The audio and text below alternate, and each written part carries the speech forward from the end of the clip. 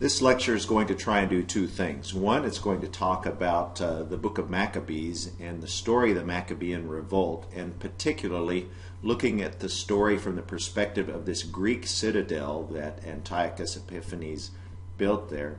And then, secondly, it's going to be looking at modern-day archaeological evidence from the city of David and the recent information about the discovery of this citadel there in the city of David. So we'll be looking at both the literary piece and the archaeological piece to this discussion.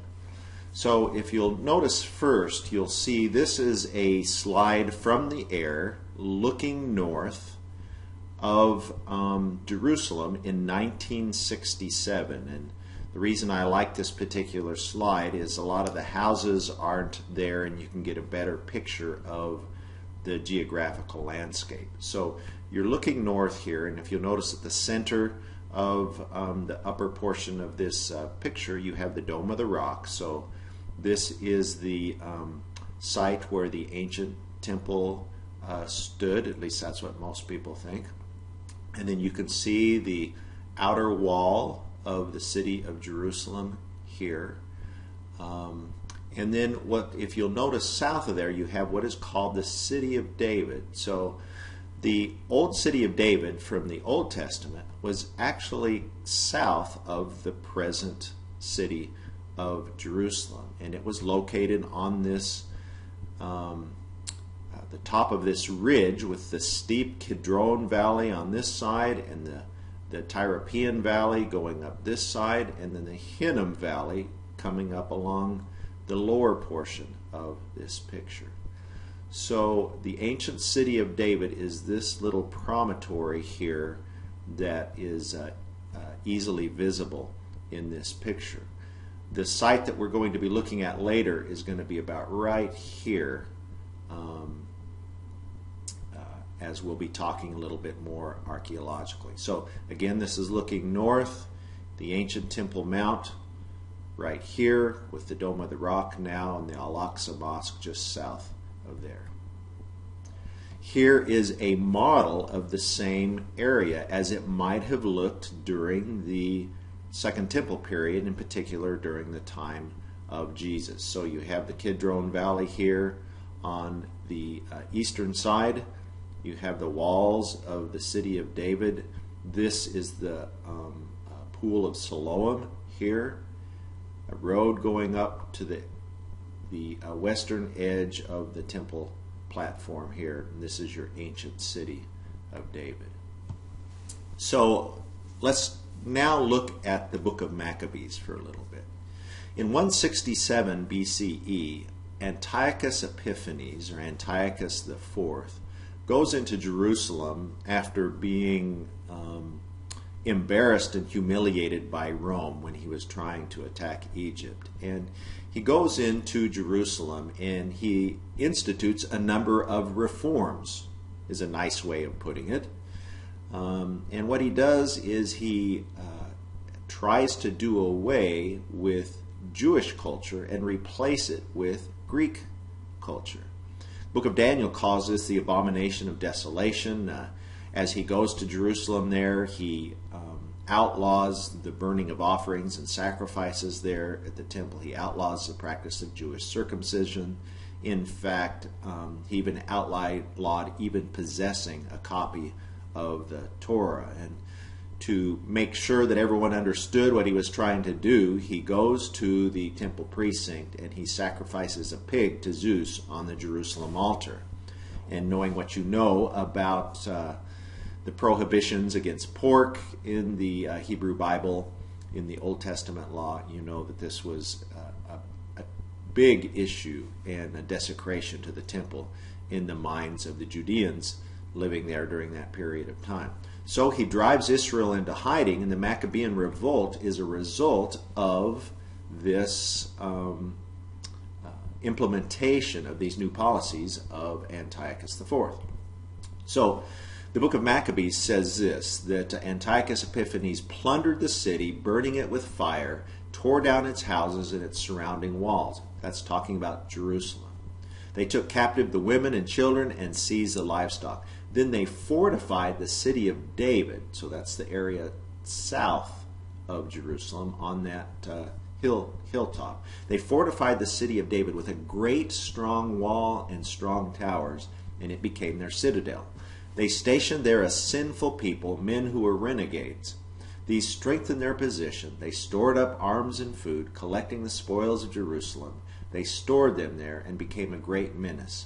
For the citadel became an ambush against the sanctuary, an evil adversary of Israel at all times. So this citadel right in the heart of Jerusalem is this Greek fortified outpost where the Greek Seleucid troops would be stationed, and there they would defend themselves against any opposition that might arise. And opposition did arise. The straw that broke the camel's back was Antiochus's desecration of the temple. So Mattathias begins this revolt, followed by his 5 sons. We have other lectures that talk more specifically about that.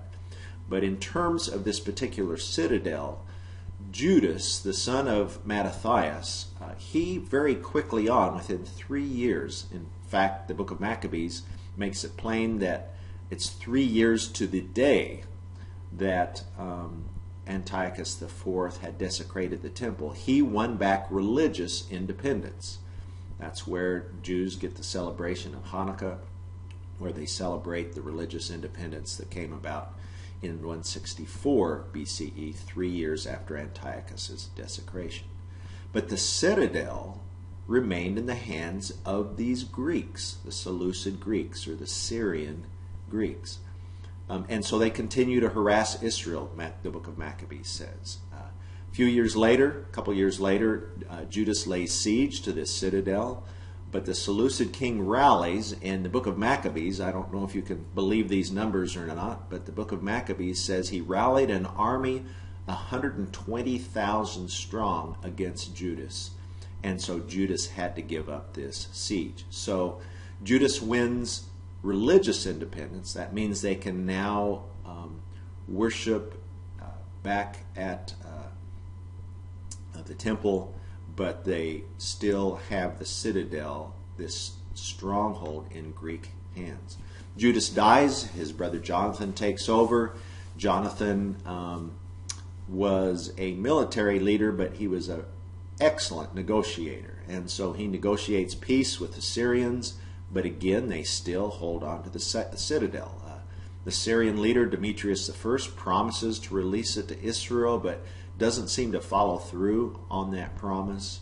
After his death, peace breaks down. His son Demetrius II becomes king, and Jonathan once again attacks the citadel like his brother Judas did.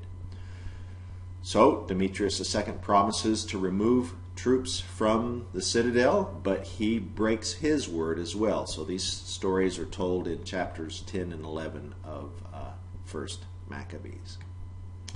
Jonathan dies, and then his brother Simon takes over. And it is Simon that wins. There's a typo on this slide. It is Simon that wins political independence from these Greek Syrians. So make sure you clarify that in your notes, that it's not Jonathan, but Simon. He clears out, cleanses the citadel, enters Jerusalem in 142 BCE amidst praise and palm branches, very similar to what you see in the New Testament stories of Jesus in the Gospels, where he marches into town and the people honor him for winning this political independence. So where does, and so going back to this point is that it's clear from the book of Maccabees that it is Simon that clears out, he cleanses the citadel, and so now both the citadel and the temple are in the hands of the Judeans, and that ushers in what's called the Hasmonean period, the period of Jewish independence from 142 BCE to 63 BC, when the Romans bring that independence to an end. So in the last decade or so, there's been an archaeological dig at the site that is right at the bedrock at the top of the city of David, one of the highest points of the hill there. Large excavation site of over 5,000 meters, and its location is really significant. It's only 100 meters from the Al-Aqsa Mosque to the north. It's only 20 meters, as you can see on this little photo here, this aerial photo, from the Ottoman wall that goes around the city of Jerusalem. So you have this, what was once a parking lot. You have this excavation site there. I'll go more into the plans as to what they're going to do on this site a little bit later on in this lecture, but this parking lot was excavated beginning here in what they called area M1, moving up to M2 and M3, and then M4, and I'm not sure if there's an M5 now or if all of this area is M4, but nowadays, all this area, this parking lot here is completely gone. All this area is in the process of being excavated. Josephus calls this area the lower city, and I've got a map that follows, in opposition to the upper city to the north and even to the west. There's a valley called the Tarapian Valley here that the fill from this valley protected all these remains. In fact, you can hardly tell there's a valley there nowadays because the fill has kind of filled up that valley up to where it's not nearly as prominent. The Givati parking lot dig has been under excavation for about a decade. They have discovered 12 strata beginning at the most recent, the early Islamic period, to the most ancient, the Hellenistic period. There are no Persian remains. There are no 10th century remains. And actually there are some remains from the Babylonian destruction. So here's a view. This picture was taken, I was on the city wall there. You could actually walk the top of that Ottoman wall. And so this is looking south, the other direction, at the Givati parking lot dig. So you have the Kidron River Valley on this side. You have the Hinnom Valley coming down where they meet right down here at the bottom of the hill. You have the Mount of Corruption, which oddly enough, that's where the UN has their current facilities. Maybe that's an interesting irony, what they call the Mount of Corruption. And then you have the Givati parking lot dig with the tourist site of the city of David just right across the street here. So if you'll note here, you'll see in terms of this map, you've got the Temple Mount area, you have the city of David to the south, you've got, and this is a map of what Jerusalem probably looked like during the time of Jesus, during the Roman period. You have Herod's palace over here. I'm just going to kind of zoom in here a little bit to this section here. You have Herod's palace over here. You have what's called the upper city. You have the lower city, the Temple Mount area, and the Givati parking lot excavation today is about right in here, in this area, maybe just a little further south of there. Okay, I'm going to begin with some of the most recent discoveries in terms of their date at the site, and then work backwards to this period that we're looking at for this course when we think about the citadel there in Jerusalem that was built by Antiochus Epiphanes. There was one point in the excavation where 264 gold coins were found. That's quite a hoard, quite an unusual find. And ironically, they were found by a volunteer on her very last day of the dig. So imagine the fun of excavating and finding something like that. And as you know, gold does not decompose, and so it looks just as beautiful and shiny coming out of the ground as it does when it was originally made. This impression on these coins were of the Emperor Heraclius from 610 to 641 of the Common Era. So he's the last Christian emperor over Palestine, the last Byzantine emperor. After his time, you have the Muslim invasion, and things change rather dramatically. These coins were wrapped up in cloth. They weren't in any jars or any storage things. They're just wrapped up in a cloth and hidden, probably in a stucco niche, probably behind some furniture. This is way too much money to be in the hands of one person, so some have thought that this is imperial money, part of the Byzantine Empire, more than even a rich person would have had. So the buildings on this site, even the Byzantine buildings, are pretty magnificent, and so it's hard to say whether they're personal buildings or public buildings. Then earlier, now notice the dates of the last slide were 610 to 641 BC. Now we're backing up to 285 to 263. Did I say BC? CE. 285 to 263 CE, the Common Era. And so you have this immense late Roman building with this columned porch. You can see the column bases there. There's some building rooms behind. Out here, probably an area with a garden and an open area square.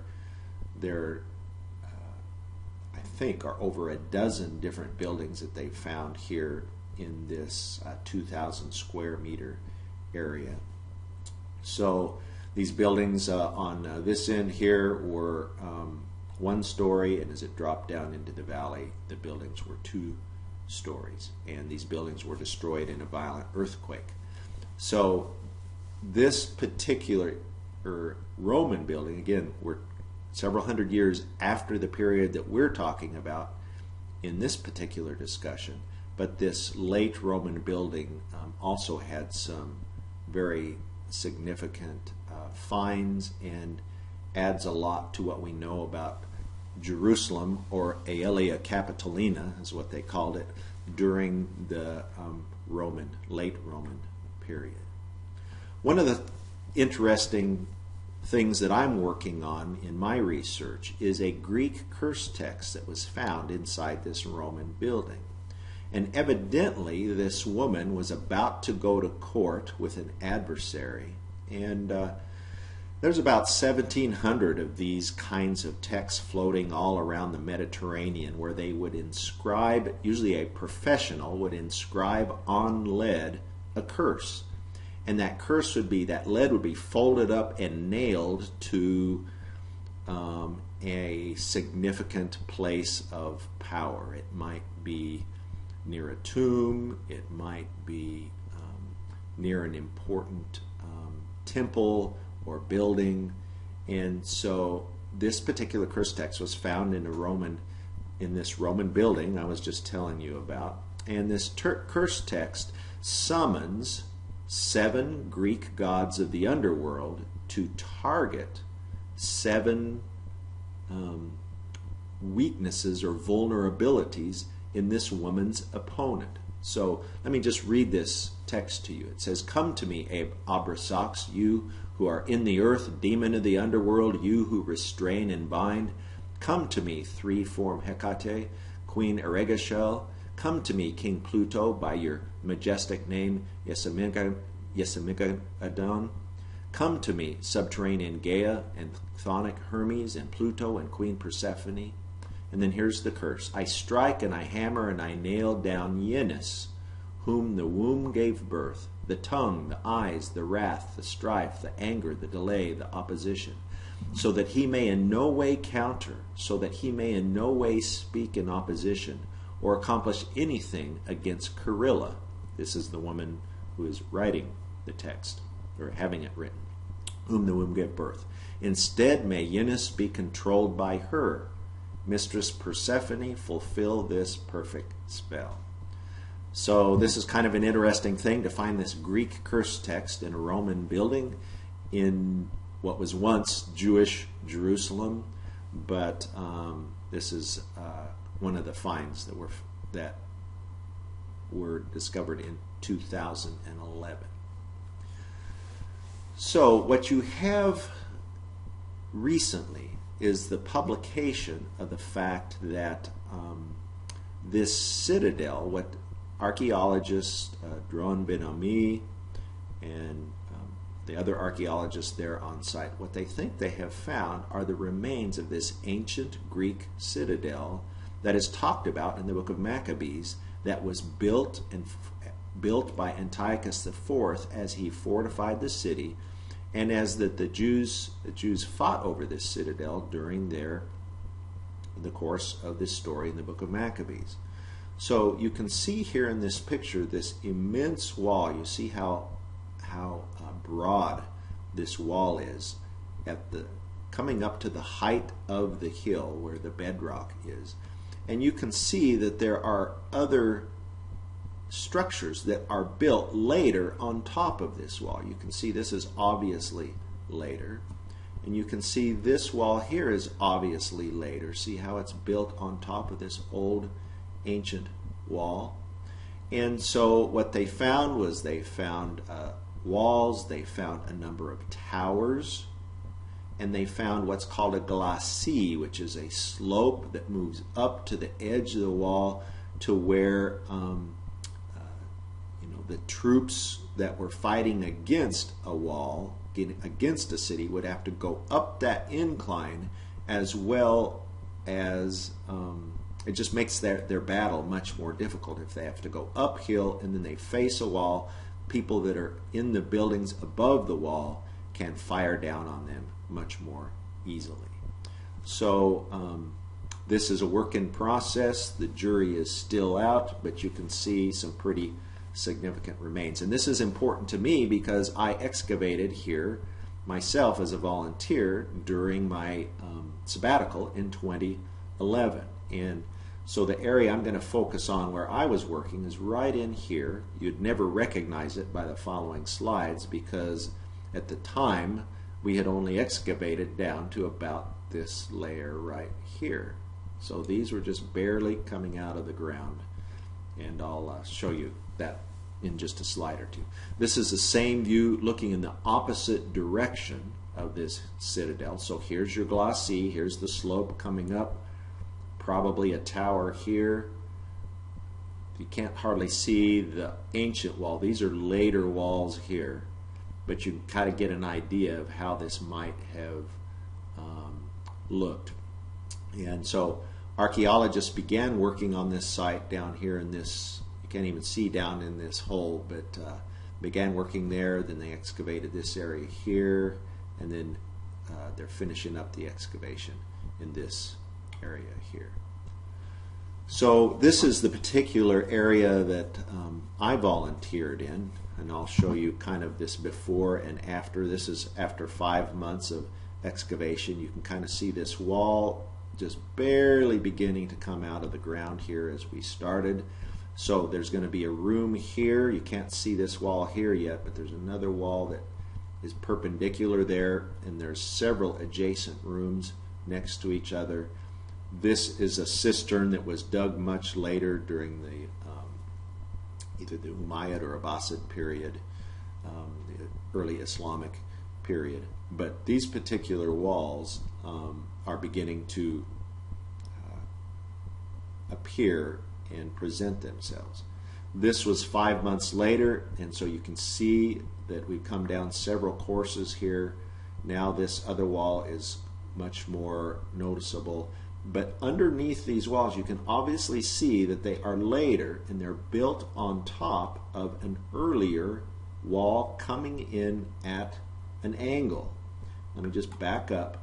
So here's your wall coming in at an angle. Here's the first room, and then the second room over here. So you can see this more ancient wall coming in down below. So we were just beginning to discover, at the time I left, Dron Ben Ami was scratching his head because he wasn't sure about this puzzle because he noticed several different walls here. I think he said he saw 6 or 7 different walls from various periods here that are kind of in the same area. So here's another aerial view that you can see. So the area that we were just looking at is this area right in here, with this wall beginning to come in. These large stones were the ones that you could see from the prior photograph coming in at an angle. And then this particular view, you can kind of see these other rooms. This is looking north. So here's the cistern I was showing you earlier, and the wall, and then this other wall coming in at an angle, this broader wall, maybe even as broad as that. Often stones would be pulled out of these walls in order to use in other places, but you have a room here, another room here, another room here, another room here, and way over here is a mosaic floor. You can't see it, and this is all bedrock. So this kind of gives you an idea of the outlay of this particular site. You can go to this link and you can click it after we're done, and it will take you to the particular link here that tells a little bit more about this site. One last slide is nothing is ever easy and nothing is ever without controversy. And this particular site at Givati is a case study in the relationship of archaeology to nationalism. And all you have to do is look at what Hitler did in Germany with the use of archaeological research to support his ends, and know that there's a big temptation to use the findings of archaeology to support one's nationalistic cause. And so the Israelis have been accused of using the finds at Givati to minimize what has been discovered in relationship to its Arab history, its Muslim history, and maximize some of these earlier remains. And so this picture, to me, these two signs in this picture tell it all, and I'm going to zoom in a little bit here. But you'll see here this first sign is Silwan, which is the name of the Arab village where this particular dig site is located. And then I don't know if you can see here, but the sign in the background there says City of David, Ir David. And so that's kind of the way that the Jews recognize this area. So you have this tension between these two descendant communities, both laying claim to this particular piece of turf. Critics have accused Israel of using this particular dig to strengthen their hold on East Jerusalem. This particular dig has been funded by Elad, which is a right-wing Jewish organization, nationalistic organization that is trying to promote and prove the existence of Judaism and Israelite religion and faith and people going back into time. One of the most controversial aspects of this is the plans to build a 7-story community center on top of these finds. So originally what they're going to do was build this building, and then they realized they needed to do the due diligence to do the archaeological work before they built the building. Now that they have all these impressive remains, the question is how are they going to build the building and still display the archaeological finds that have been done on this, that have been discovered on this particular site. So that's kind of a work in progress. They hope to have a combination of a community center, museum, place for lectures where people can actually see some of the archaeological discoveries as well.